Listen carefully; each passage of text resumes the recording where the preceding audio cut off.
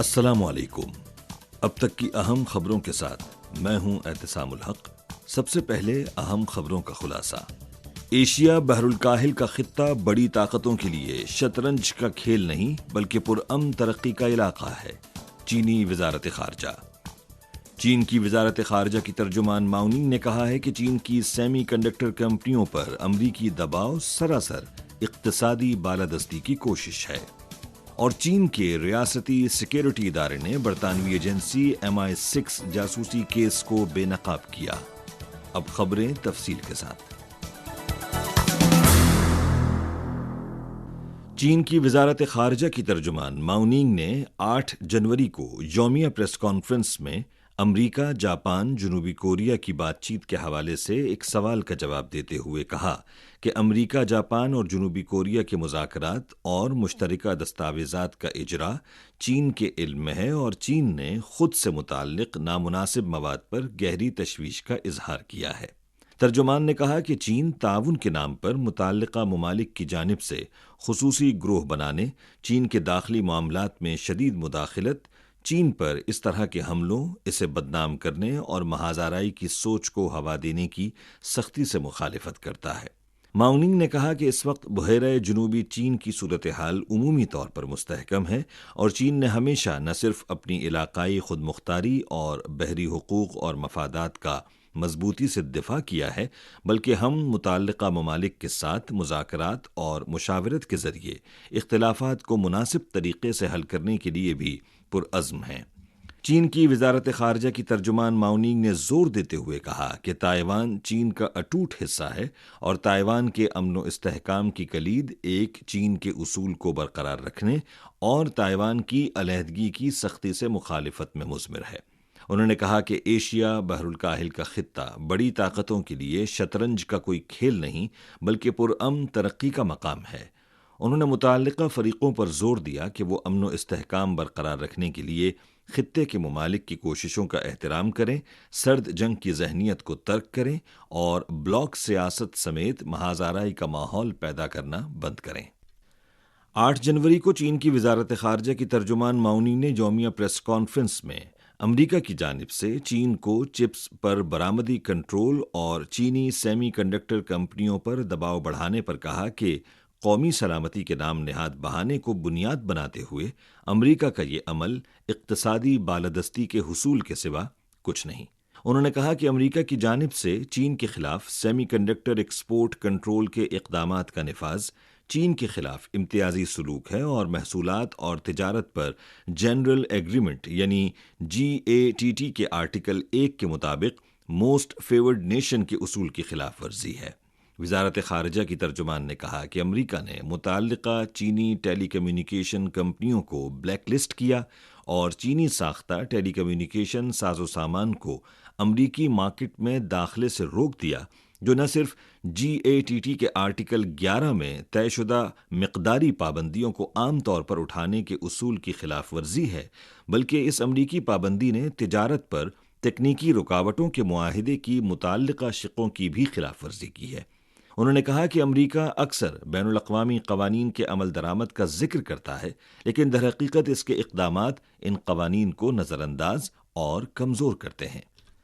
حال ہی میں چین کی قومی سلامتی کے محکمے نے چین میں برطانوی سیکرٹ انٹیلیجنس سروس MI6 کی جانب سے چین کے خلاف جاسوسی کی سرگرمیوں میں کسی تیسرے ملک کے اہلکار کے ملوث ہونے کے کیس کو بے نقاب کیا۔ پتہ چلا ہے کہ ہوانگ نامی ایک کسی غیر ملکی مشاورتی ایجنسی کا انچارج تھا۔ 2015 میں برطانوی سیکرٹ انٹیلیجنس سروس MI6 نے ہوانگ کے ساتھ انٹیلیجنس شیئرنگ کے تعلقات قائم کیے۔ چین کے انٹیلیجنس کے محکمے کی تحقیقات کے مطابق ہوانگ نے برطانیہ کو مختلف درجے کی کل 17 خفیہ دستاویزات فراہم کی۔ اس کیس کی تحقیقات کے دوران چینی قومی سلامتی کے محکمے نے متعلقہ فریق کو بروقت آگاہ کیا،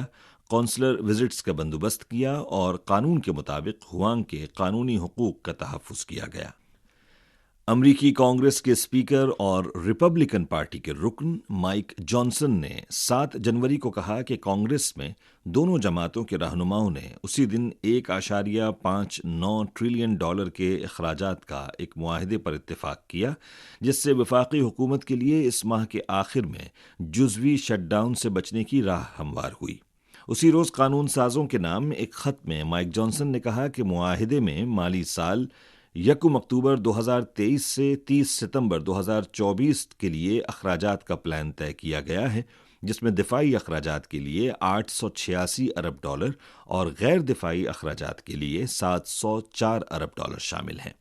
اپنے خط میں جانسن نے تسلیم کیا کہ اخراجات کے جس معیار پر اتفاق کیا گیا ہے وہ ہر کسی کے لیے اطمینان بخش نہیں ہے اور نہ ہی کچھ قانون سازوں کی توقع کے مطابق اخراجات میں کٹوتی کی جا سکتی ہے، لہٰذا وفاقی حکومت کے شٹ ڈاؤن کا امکان بدستور موجود ہے۔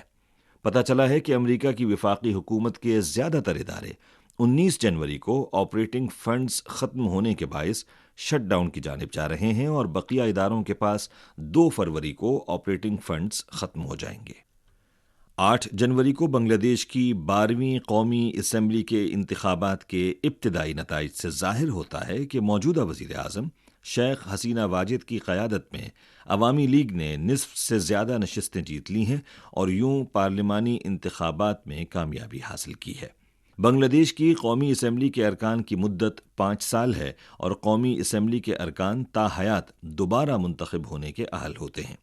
اگر کوئی جماعت پارلیمنٹ کی 300 میں سے نصف سے زیادہ نشستیں حاصل کر لیتی ہے تو وہ اکثریتی جماعت کے طور پر حکومت تشکیل دے سکتی ہے اور وزیر اعظم نامزد کر سکتی ہے۔ مقامی وقت کے مطابق 7 جنوری کو غزہ کی پٹی کے محکمہ صحت کی جانب سے جاری تازہ ترین اعداد و شمار کے مطابق گزشتہ سال 7 اکتوبر کو فلسطین اسرائیل تنازع کے آغاز کے بعد سے غزہ میں ہلاکتوں کی تعداد 22,835 ہو چکی ہے اور 58,416 افراد زخمی ہو چکے ہیں۔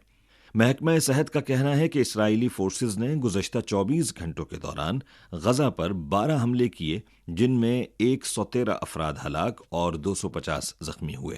ٹائمز آف اسرائیل کے مطابق 7 تاریخ کو اسرائیلی وزیر اعظم بنجامن نیتن یاہو نے کابینہ کے اجلاس میں کہا کہ اسرائیل غزہ کی پٹی میں حماس کے خلاف اپنی فوجی کارروائیاں اس وقت تک بند نہیں کرے گا جب تک تمام اہداف حاصل نہیں ہو جاتے۔ علاوہ ازیں اسرائیل اور لبنان کے درمیان سرحد پر کشیدگی کے حوالے سے انہوں نے کہا کہ اسرائیل سفارتی ذرائع سے اس مسئلے کو حل کرنے کی کوشش کرے گا، تاہم اگر اس میں ناکامی ہوئی تو دیگر ذرائع سے کارروائی کی جائے گی۔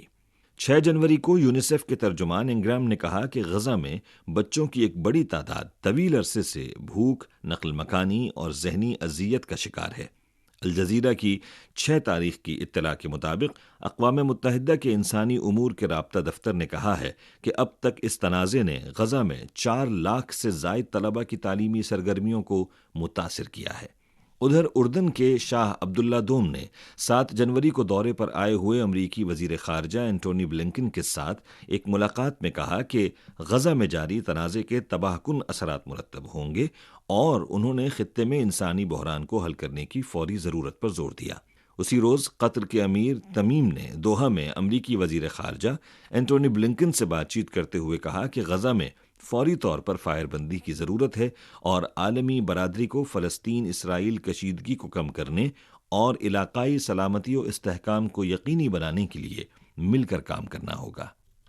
مقامی وقت کے مطابق 7 تاریخ کو سوڈان کی وزارت خارجہ نے ایک بیان جاری کیا جس میں کہا گیا کہ سوڈانی حکومت نے سوڈان میں مسلح تصادم کے خاتمے اور امن کے حصول کے لیے اپنے عزم کا اعادہ کیا ہے۔ وزارت نے اس بات پر بھی زور دیا کہ تنازع کے دونوں فریقوں کو طے شدہ جدہ بیان اور اس کے بعد کے وعدوں پر عمل درآمد کرنا جامع امن کے عمل کے آغاز کی پیشگی شرائط ہیں۔ بیان میں کہا گیا ہے کہ جدہ بیان ایک پابند قانونی اور سیاسی فریم ورک ہے جو سوڈان میں موجودہ انسانی بحران کو حل کر سکتا ہے، جنگ بندی کو فروغ دے سکتا ہے اور امن عمل شروع کر سکتا ہے۔ ریپڈ سپورٹ فورسز نے جدہ بیان پر عمل درآمد کرنے اور ان کے زیر قبضہ شہروں، دیہاتوں، سرکاری اداروں، عوامی سہولیات اور رہائشی عمارتوں سے دستبردار ہونے کا وعدہ کیا تھا۔ یہ سوڈانی مسلح افواج کے لیے ان کے ساتھ مذاکرات دوبارہ شروع کرنے کی پیشگی شرط ہے۔ اسی کے ساتھ خبریں ختم ہوئیں۔ مزید خبروں، تجزیوں اور تبصروں کے لیے وزٹ کیجیے ہماری ویب سائٹ urdu.cri.cn۔